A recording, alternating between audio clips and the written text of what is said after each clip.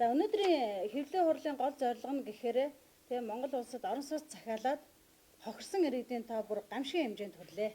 Бүр иргэнийг арай дэндүү хохирлтой.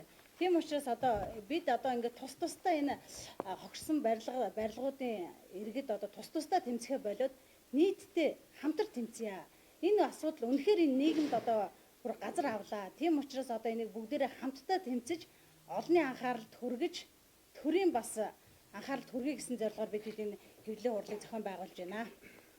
За бидний хамгийн гол зорилго нь энэ манай энэ төрийн өндөрлгүүд энэ хоорондоо сандал суудлын хэрүүл хийж ингэ тэмцэхэ болмоор байна.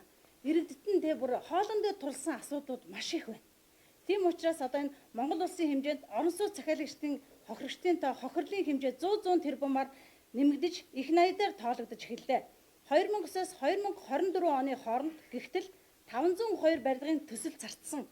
Үүнээс 422 нь маш удаашралтай 6-аас 10 жил дамжин зарцаж олон мянган иргэдийг хохироож утааг багасгах, орон байранд орох хүслийг нь нуугчин дарж итгэлийн галыг нь унтраасаар байна.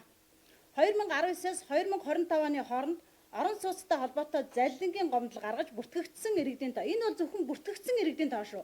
Энэний ард бүртгэгдээгүй цагдаагаар яваагүй хүмүүс маш олон байгаа. Бүртгэгдсэн иргэдийн тоо 2400, нийт өртгөн 216 тэрбумын хохирол учруулсаар байна. Бид төрөөс зөвшөөрлийг нь олгосон тэр барилгын компаниудад бид гэрээ хийсэн.